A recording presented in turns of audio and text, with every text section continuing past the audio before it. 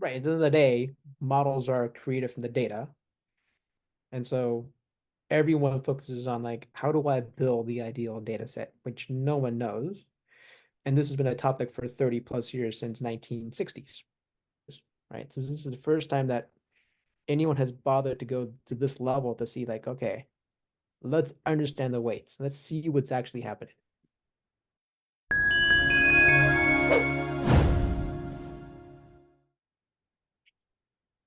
Welcome to Practical AI, everybody. My name's Jeff. I'm with Peter Lynn. We're in season 2 of our topics, everything AI related. And we have a series that we're running called Training Your Own Model. Before we get into that, let's talk about our sponsor. Our sponsor is Pocket AI. Pocket AI is a tool used to perform surgery on your models to make them better. Well, everyone today is talking about RAG and refinement. Pocket AI allows you to edit the weights of your model directly.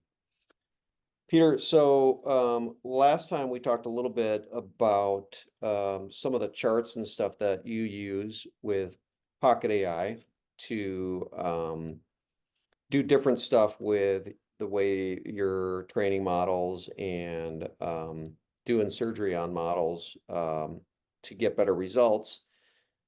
Today we wanted to kind of get into a little bit of the method, right? So there's Pocket AI as a tool, but it also has this edit methodology alongside with it that allows you to kind of do things that people really aren't doing with in the machine learning space right now. So if you don't mind, why don't you give us an intro? This might take a couple weeks, but give us an intro a little bit into the method and how Pocket AI allows you to use that method and kind of what you're doing.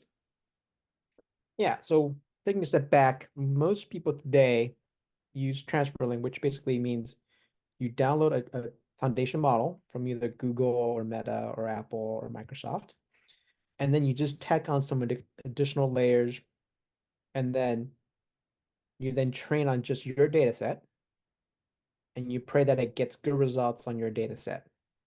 But you're building fundamentally on a foundation model, right? It's a foundation that someone else has spent months training on either ImageNet or Coco or both, or some other data set. Like Google uses their own data set, which is much, much bigger than ImageNet. And so the first question you have to ask is, am I using transfer learning? If I am, do I have access to the weights? Now, if you use ResNet, you do have access to the weights. But if you're using a closed model, then you don't. Now, the So benefit of closed having model, what are some of the good closed models out there on the computer vision side? most people tend to use the ones that are open. I haven't looked at what Google offers, but Google does have their own closed models, but the most popular ones are the ResNets, MobileNet, DenseNet, the ones that actually have the weights available. Okay, and everything we're going to talk about today is really bound in the topic or in the arena of computer vision, but most of these concepts apply pretty easily to LLMs too, right? Right. At the end of the day, models are created from the data. And so everyone focuses on like, how do I build the ideal data set, which no one knows. And this has been a topic for 30 plus years since 1960s. Um, Okay. So back at the ranch with what you're doing from a computer vision side. So you've established that you're either doing transfer learning or building your own model, but either way, you want access to the weights, right? And Ideally. so you're going to do something with Pocket AI and the weights and the data, and Yep. you're going to figure out a way to make better models that are more accurate. They're smaller, they use less energy, much cheaper. Walk us through that a little bit. So ideally, you want access to both. You need access to the data and you want access to the weights. So if you don't have access to the weights, all you can do is refine your data so that when you do the refinement part, that you have the best data set that you can without having to collect billions and billions of records, right? Because who has time to go collect a billion photos? I mean, I sure don't, and most people don't. And so you'll use Pocket AI to refine that data set and keep it as small and manageable as possible while getting as good a results as you can. So how do you do Right. that just real quickly? So if we go to the app, so there's kind of two areas you can look at. So the first one is we have kind of the reports, which allows you to look at the failures and the successes. So the first thing I want to do is, okay, let's look at what the actual performance was across the iterations, across the epochs. And then you want to look for things that basically look for patterns here. The other thing you want to look at is in the reports that we generate with the Python scripts is really we want to be able to see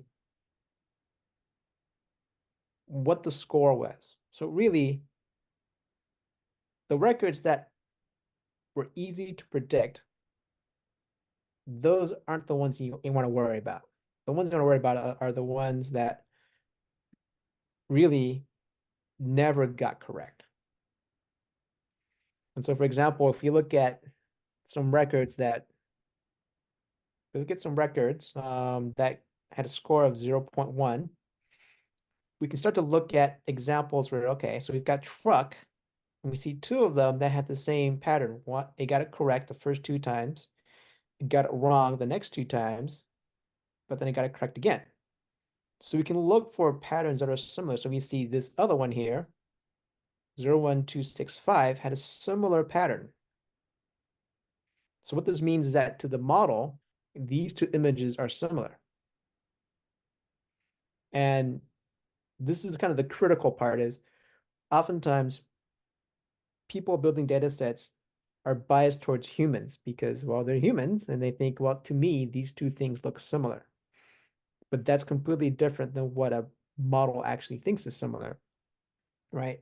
And the chances of two images having the same or similar pattern of correct and incorrect prediction is really low, right? So that means that anytime you see two images or two pieces of data that have the same similar pattern, means that, oh, okay, the model thinks that these two things are similar.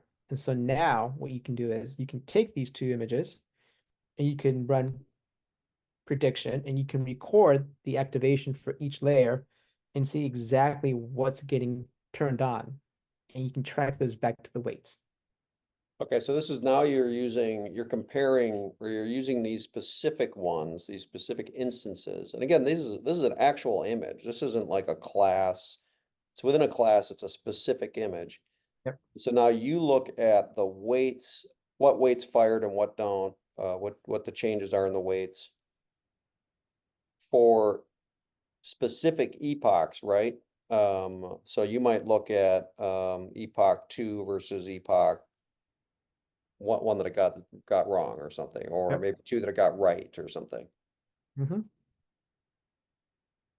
And Yep. then what would you do? Well, okay, so let's say you've done that, right? You've figured out that when it gets it right, these weights in the model are doing something. One that's then what do you do? So that allows us to actually identify exactly which weights and which layers are important, right? So for example, if we know that epoch one was good for these two images, 1265 and 09777, we can then compare, we can look at the weights that are similar between one and two, and then we can compare it to, let's say, 39 to 40, because we see that both these images, it got it wrong, right? So that then gives us a clear way to actually search and identify the weights that are important instead of like blindly going like, I don't know why I didn't get it right. Or why did it get it right in the beginning, but then it collapsed and just did terrible. Can you show us a little bit of the heat map that shows that might show that big change in the weights itself? Yeah, so if we compare, so this one is a comparison of epoch 1 to epoch 40, and then we can go into one of the layers, and we can then look at what were the actual changes. right? And so this is kind of the way that you can identify what's important and what isn't important.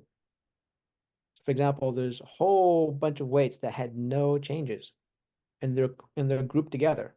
They're like in these rows and columns where there was no changes, right? So this is the first time that anyone has bothered to go to this level to see like, okay, let's understand the weights. Let's see what's actually happening. And if we relate this back to the truck instance of 1 and 2 versus 39 and 40, Yeah. what would you do to try to get a better outcome on truck Ah, with this? so there's a simple trick is you can once you've identified data from this report, right, is you can make a subset of images and you can train it again for like 3 epochs. And what that'll do is that'll modify the weights.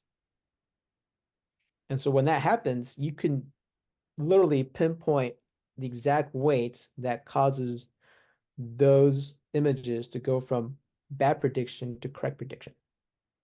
So essentially what you do is you strip out the majority of the data from the data Yep. set, slim down your data set to 1 or 2 images, literally, Right.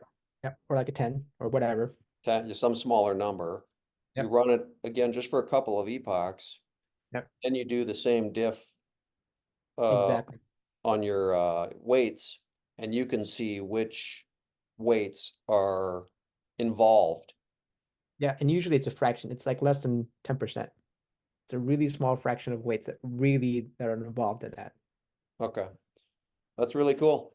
All right, so we're going to pick up this discussion next week. We'll kind of extend this conversation a little bit and talk a little bit about um, what this has allowed you to do from a short circuiting perspective and getting everything to return truck and all that stuff. But for now, this is really, really cool. And Pocket AI should allow you and people to really extend what they're doing from a training perspective and get way more accurate models that are much smaller, right? Yeah. I mean, the real goal is to give you tools to figure out what's going right and what's going wrong in your models. Okay. Peter, thanks again. This is really helpful, really interesting. And we look forward to doing another session on this. Take care, everybody.